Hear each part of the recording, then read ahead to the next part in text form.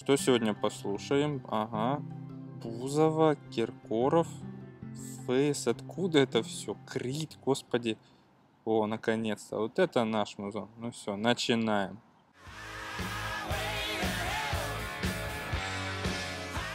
Всем привет, друзья! Когда уже казалось, что китайцы не могут ничем удивить, выходит это Redmi AirDots. Полностью беспроводные Bluetooth наушники, которые однозначно перевернут рынок, потому что это нереальное соотношение неплохого качества с удивительно низкой ценой. С завода эти наушники идут по 990 юаней, это примерно 1000 рублей. Естественно, что продаваться они по этой цене не будут, но об этом в конце обзора. Что же вы получаете в комплектации, кроме наушников за 990 юаней? А ничего.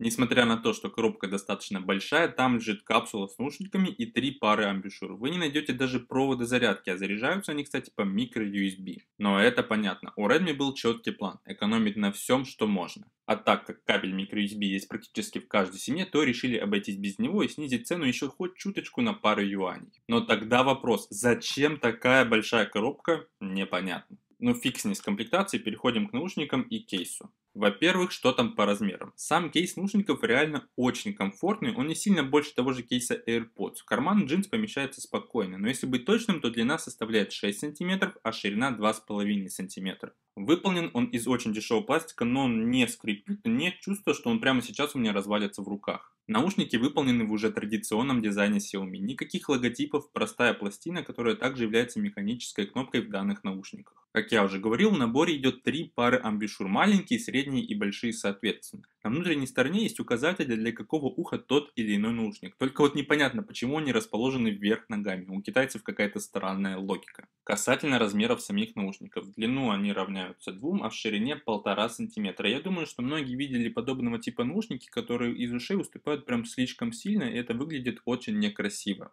У Redmi AirDots в этом плане все в порядке. Они реально миниатюрные, хорошо выглядят как на мужчинах, так и на девушках, что не может не радовать. Так как наушники являются вакуумными или по-простому затычками, то при каждом их использовании приходится немного потрудиться, чтобы все стало как надо. В инструкции сказано, что при надевании наушников их нужно не просто вставить, а прокрутить как винт, и по опыту могу сказать, что так и нужно делать. Потому что если просто вставить их в уши, то вы будете чувствовать, что сидят они как-то не очень крепко, да и звук будет не лучшим. Но крепко ли они сидят или нет? При спуске по эскалатору я не очковал, что они как-то выпадут, поэтому для бега вполне подойдут. Но что касается минусов такой вакуумной конструкции, то мне не очень понравилось, что через некоторое время уши начинают преть, потому что наушник перекрывает всю ушную раковину и, соответственно, воздух туда попросту не попадает. Также, естественно, даже без музыки очень плохо слышно, что происходит вокруг тебя. Кому-то это нравится, но мне не очень. В AirPods, например, ты услышишь машину, которая будет подъезжать за тебя, но и музыка будет нормально слышна. А в этом же случае ты будешь слышать только музыку, поэтому приходится быть более бдительным. Окей, переходим к взаимодействию. Подключение здесь довольно-таки простое. Когда достаете их первый раз, то нужно сначала долгим зажатием включить правый наушник, а затем левый, и они сконнектятся. И в дальнейшем эти наушники будут спарены между собой. Но в случае каких-то неполадок, которые бывают, о них мы поговорим позже, можно рассоединить и подсоединить один из наушников также долгим зажатием клавиши.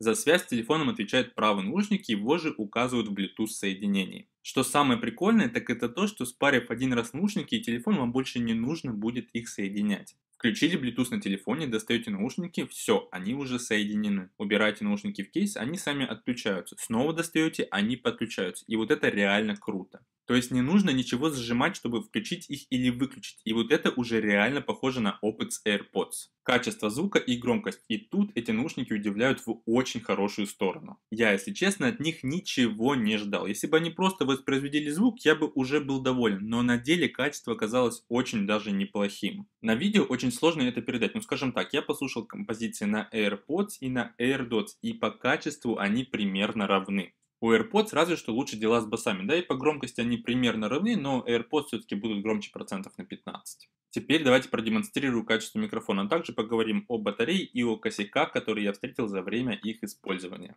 Итак, давайте протестируем микрофоны. Сейчас я разговариваю через Apple AirPods, стою на улице, и есть небольшой ветер, так что как раз посмотрим, как идут себя наушники в этих условиях. Как обычно, будем читать новости подобных тестов. Производители модулей памяти ожидают, что падение цен в этом квартале прекратятся. Поставки при этом возрастут. Xiaomi тестирует новую фотофункцию для своих будущих смартфонов. В MIUI Gallery появится замена неба. Сейчас я разговариваю через наушники Sony. Продолжим. Блокчейн-смартфон HTC Exodus 1S позволит полноценно пользоваться кошельком биткоина, даже участвовать в майнинге. Он выйдет до конца сентября и будет стоить в районе $250-300. Подтверждено, смартфон OnePlus 7 Pro получит дисплей с кадровой частотой 90 Гц. Впервые для производителя. Вот это на самом деле интересно. Ну и наконец-то тестируем микрофон Redmi AirDots. Флагман Redmi 865 замечен на официальном сайте. Аккумулятор емкостью 3600 мАч, экран диагональю 6,7 сантиметра и кап-включатель, гарантия 18 месяцев. Ну и самая угарная новость, я даже в Питер запустил, Боги маркетинга. Huawei построил в деревне 20-этажный дом, чтобы разместить в нем рекламу Huawei P30 Pro. Маркетологи Huawei работают на совершенно ином уровне. Ну и на этом, пожалуй, и закончим. Этот тест я проводил уже перед записью обзора, и до этого я не знал, как меня слышали при разговоре. Но когда вот я поговорил первый раз с человеком, для меня в принципе было откровением, что меня с этими наушниками даже слышат. Даже в относительно шумном помещении нужно разве что чутка повысить голос, но в принципе неплохо. И вот мы подходим к батарее, и я в шоке от того, насколько долго они держат заряд. Я 4 дня подряд ездил на работу вместе с ними, туда и обратно путь занимает ровно 2 часа. И вот все это время я слушал музыку и подкасты на громкости чуть выше среднего. Я пишу этот обзор в воскресенье, и они до сих пор не сели. То есть на 5 плюс дней прослушивания по 2 часа музыки каждый день их будет хватать, но при условии, что вы не будете превышать громкость выше среднего. Мне нравится, что когда ты кладешь их обратно в кейс, каждый наушник подсвечивается и показывает, что он заряжается, а сам кейс также подсвечивается, когда стоит на зарядке. На AirPods первого поколения, например, показывается только сам факт зарядки наушников, но непонятно, заряжается ли отдельно каждый наушник. У нас случилась один раз такая ошибка, что один зарядился за ночь, а другой нет, и было очень-таки неприятно. Но без ложки дегтя, к сожалению, все-таки не обошлось. Заявляется, что AirDots использует Bluetooth 5-го поколения. Сдается мне, что это как была ситуация в США. Один из операторов назвал LTE 5G, хотя по факту это оставался тот же LTE и скорость была соответствующая. Так вот и здесь написано Bluetooth 5-го поколения, а по ощущениям это даже ниже 4-го. Объясняю, очень часто происходят мелкие разрывы, даже когда телефон находится вот прямо рядом. И непонятна закономерность. Иногда вот совсем нет разрывов, а иногда они случаются каждые 5 секунд. Банальное выключение и включение через кейс помогает, но один раз все-таки пришлось полностью отключать и соединять с телефоном заново.